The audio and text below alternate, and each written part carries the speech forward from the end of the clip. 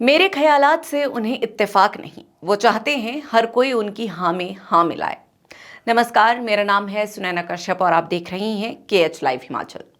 हिमाचल प्रदेश की राजनीति में इन दिनों एक नई बहस छिड़ी है। एक तरफ मुख्यमंत्री सुखविंदर सिंह सुक्खू का व्यवस्था परिवर्तन का नारा है, जिसमें वो 2027 तक राज्य को आत्मनिर्भर और 2032 तक देश का सबसे समृद्ध राज्य बनाने का सपना देख रही हैं। लेकिन दूसरी तरफ सरकार के भीतर से ही उठती असहमति की आवाजें इस विजन पर सवालिया निशान लगा रही है। जब डिप्टी सीएम मुकेश अग्निहोत्री खुद सार्वजनिक रूप से ये कह दें कि उन्हें नहीं लगता कि प्रदेश आत्मनिर्भरता की ओर बढ़ रहा है, आमतौर पर सरकार और विपक्ष के बीच विरोधाभास होता है। लेकिन जब सरकार के इंजन और स्टीयरिंग ही अलग अलग दिशाओं में बात करने लगे, तो विश्लेषण जरूरी हो जाता है। मुख्यमंत्री सुक्खू का पूरा राजनीतिक नैरेटिव व्यवस्था परिवर्तन के इर्द गिर्द बुना गया है। उनका तर्क सीधा है, हिमाचल कर्ज के बोझ तले दबा है और इसे बाहर निकालने के लिए कड़े और कड़वे फैसले लेने होंगे। इसके लिए सरकार ने अनावश्यक खर्चों में कटौती, राजस्व जुटाने के नए स्रोत जैसे वाटर सेस, आबकारी नीति में बदलाव और वित्तीय अनुशासन पर जोर दिया है। मुख्यमंत्री का दावा है कि उनके इन फैसलों का असर भविष्य में दिखेगा।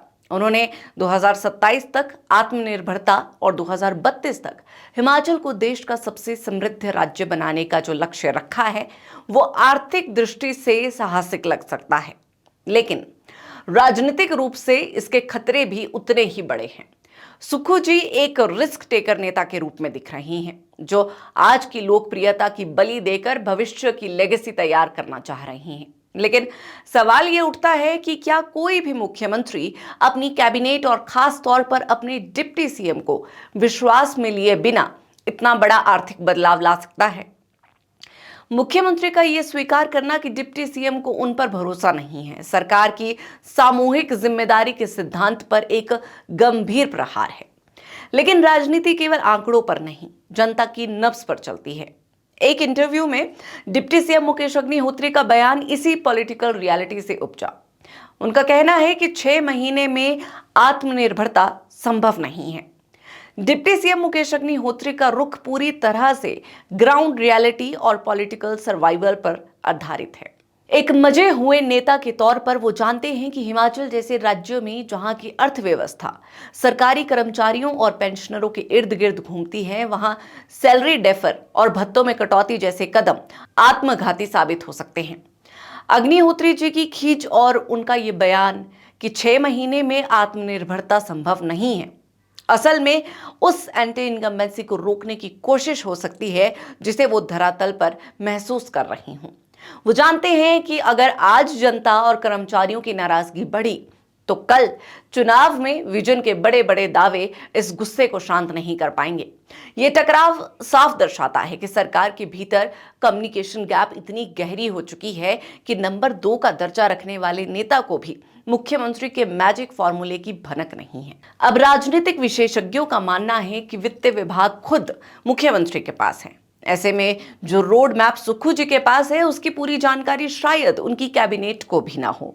मुख्यमंत्री का ये कहना कि बाकियों की तरह डिप्टी सीएम को भी मुझ पर भरोसा नहीं है, सियासी गलियारों के लिए एक चर्चा का विषय बन चुका है। राजनीतिक गलियारों में ये चर्चा आम है कि मुख्यमंत्री सुक्खू फ्यूचरिस्टिक राजनीति कर रहे हैं, ताकि भविष्य में अगर हालात सुधरे तो वो अकेले हिमाचल के उदारक के रूप में स्थापित हो सकते हैं।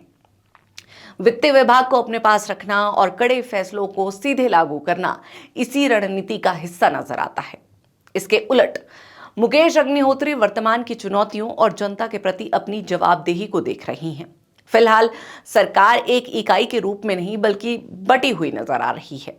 किसी भी लोकतांत्रिक ढांचे में जब विजन साझा नहीं होता, तो वो केवल एक वन मैन शो बनकर रह जाता है। अंततः हिमाचल की सियासत इस समय 2 विरोधाभासी नैरेटिव्स के बीच फंसी है।